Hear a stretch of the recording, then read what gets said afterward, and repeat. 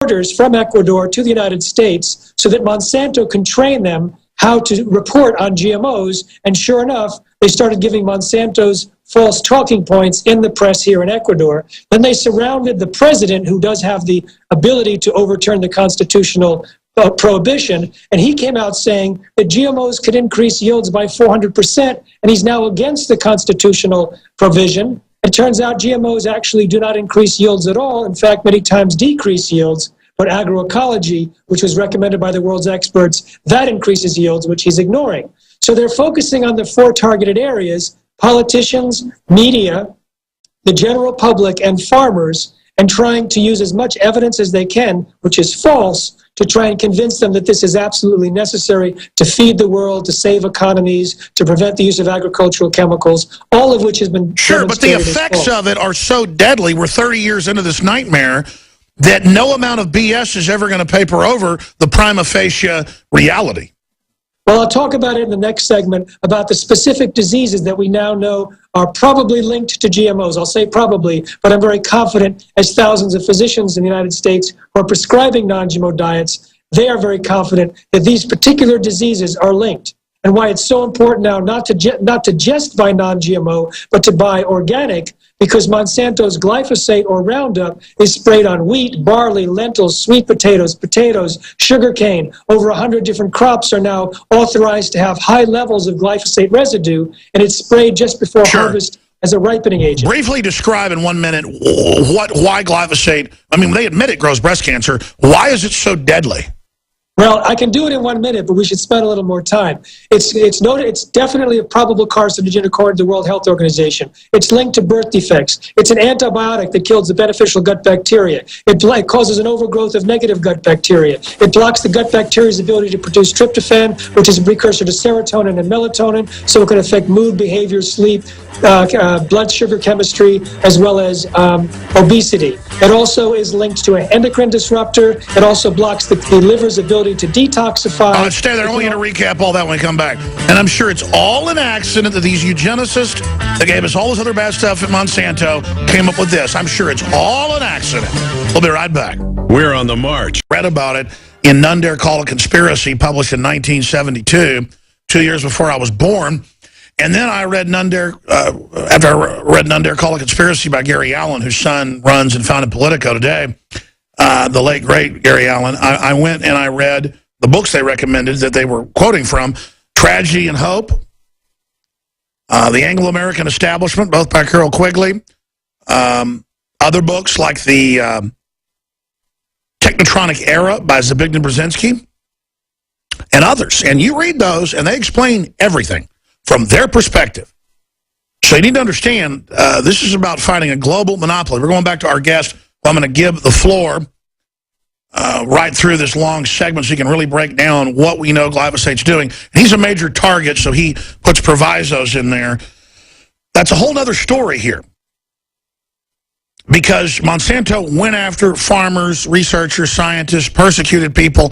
I've had top genetic engineers on the show that were making millions a year, who even own percentages. I've had a bunch of them on in new potatoes that were coming out and new corn. And they would say, hey, this is sterilizing the rats, so this is killing the guinea pigs.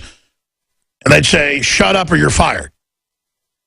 So there's been a war, a long history of persecution that I hope our guest can talk about maybe in the next segment before he leaves us and before Percy Smizer, a true hero, joins us, because they've gone through hell to bring us to where we're now here.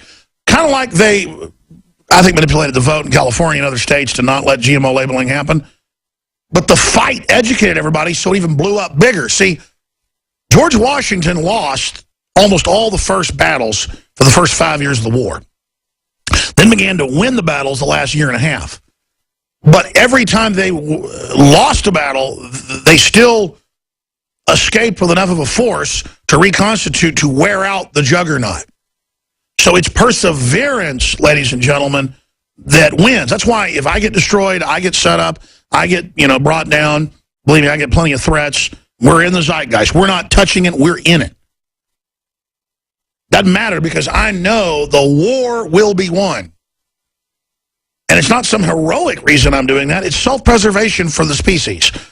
I really do. I'm an individual, But when you become a real individual, you then understand the collective. They try to bring a collective that you submit to and give up your individualism. No, we as individuals gravitate to what's the core of the human spirit, the human drive, and then we collectively radiate those ideas and actions and then build a harmonistic collective. But the collective comes out of the individual, not out of the collective. And that's my own philosophy and my own ideas, but I know it's true.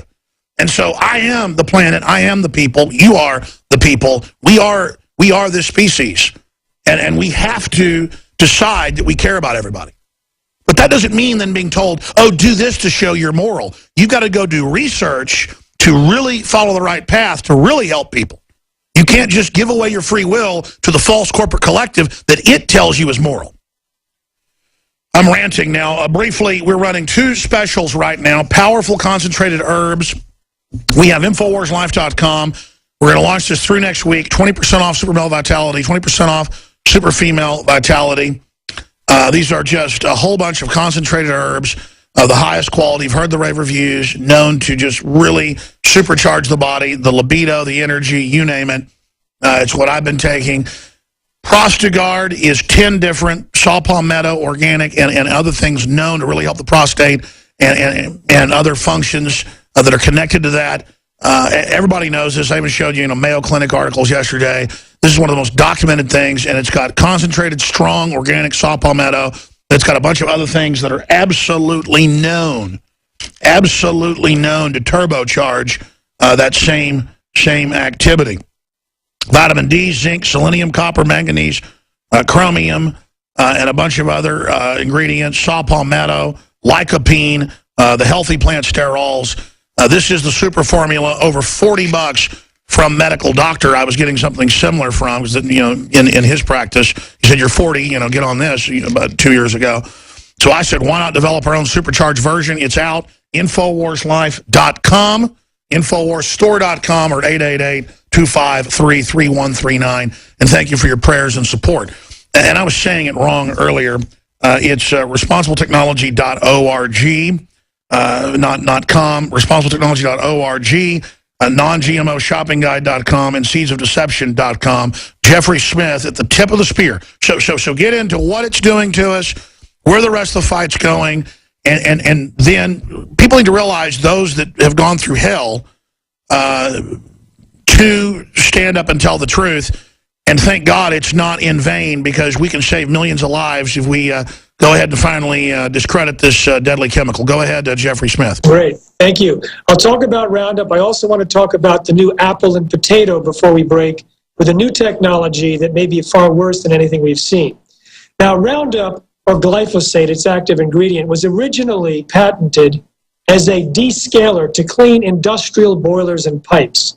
That's because it chelates or grabs minerals, all sorts of minerals, all the metallic minerals, zinc, chromium, magnesium, manganese, calcium, all of those. Now, when they discarded the glyphosate on the ground, it killed the plants. And so Monsanto patented it as an herbicide. Now, it turns out that it can deplete the minerals in the crops, and the animals in the United States eat mostly Roundup-ready crops. So the animals in the United States, the livestock, have a universal deficiency of certain minerals like manganese, according to the veterinarians that send in organs for evaluation. So we're eating weak and sick mineral-deficient plants, weak and sick mineral-deficient animals, and residues of Roundup that further chelate or bind with our minerals, making them unavailable. Mineral depletion is linked to a whole host of diseases. Now, because it blocks certain minerals, it's also an antibiotic, but it's selective. It kills the beneficial gut bacteria, the lactobacillus, the bifidus, the stuff we pay for, but not the negative stuff like botulism and salmonella and E. coli, which can cause an overgrowth of the negative gut bacteria. This alone can create holes in the intestinal walls called permeable gut or leaky gut, and that's linked to cancer, Parkinson's, Alzheimer's, autism, food allergies, inflammation, and autoimmune disease, to name a few.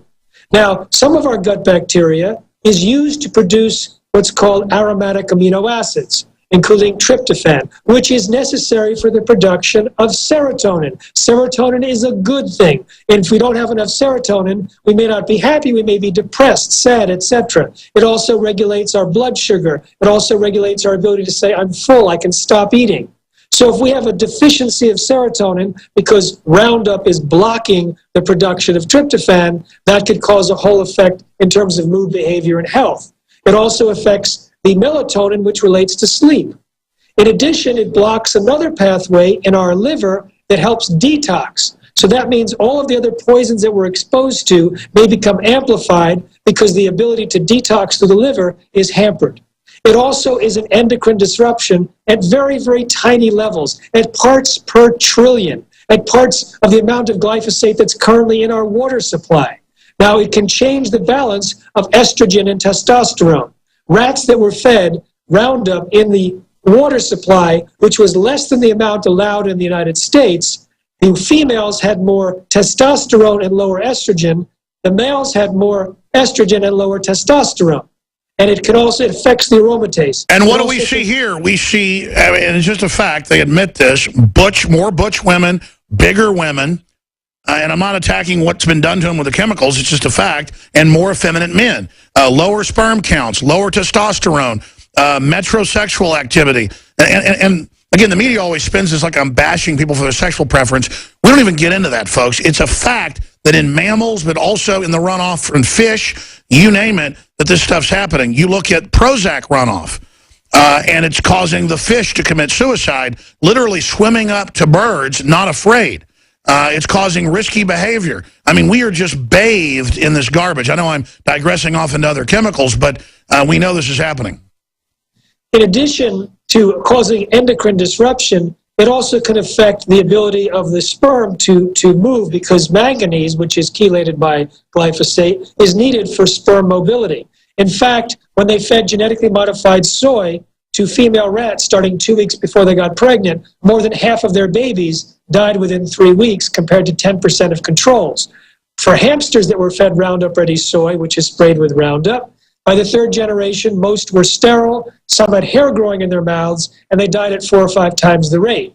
Now, birth defects are also linked to glyphosate, big time, both in animals and in the human population in places like Argentina, where they spray a lot of that. Roundup also damages the mitochondria, which means that we may get tired, and there's a lot of diseases that can link to that. It also is, as we say, a promoter of tumors, and you saw on the screen just now some very, very large tumors of rats. This was a study done by Seralini and others in Europe, where they fed Roundup-ready corn to rats for 2 years. Now, the rats ended up dying at higher rates and earlier. They had damage to their liver, kidneys, and pituitary, and they also had multiple massive tumors. Now, they didn't know whether it was the Roundup or the GMO that caused the problem. So as part of the study, they fed Roundup-ready corn that had not been sprayed with Roundup, and that group had multiple massive tumors, early death, and organ damage. And to another group, they fed the Roundup without the corn, and that group also had multiple massive tumors, early death, and organ damage. So the Roundup was worse than the GMO? Well, actually, no, both. They both contain the same outcome. Early death, wow, organ damage, and multiple massive tumors. So what's worse? It's hard to know, but we've tracked in the epidemiological trends what is related to the increase of GMOs or what's related to the increase of Roundup. The list of diseases is astonishing. Deaths from stroke, deaths from senile dementia, deaths from obesity, deaths from high blood pressure, deaths from intestinal infection. And by the way, we see all that going up. I mean, every week I hear about some 25-year-old woman or 30-year-old guy who just dies of a stroke. It's just crazy. And I talk to thousands of people who say when they get off of GMOs, they get better from a lot of these same diseases and disorders. In fact, thousands of doctors are prescribing to people to stop eating GMOs. I speak at those medical conferences, and they tell me people are getting better from these same diseases and disorders, the same ones that afflict the lab animals that are fed GMOs, and the same ones that the farmers and veterinarians tell us their livestock gets better from when they start feeding them non-GMO corn and soy. And so it turns out there's a correlation between what's afflicting the lab animals, what people are reporting getting better from, the livestock getting better from, pets are getting better from, and those things that are on the rise in the U.S. population. Now, there was a mysterious kidney disease killing up to 25% of the labor force in Central America among farmers working in sugarcane plantations. They spray the sugarcane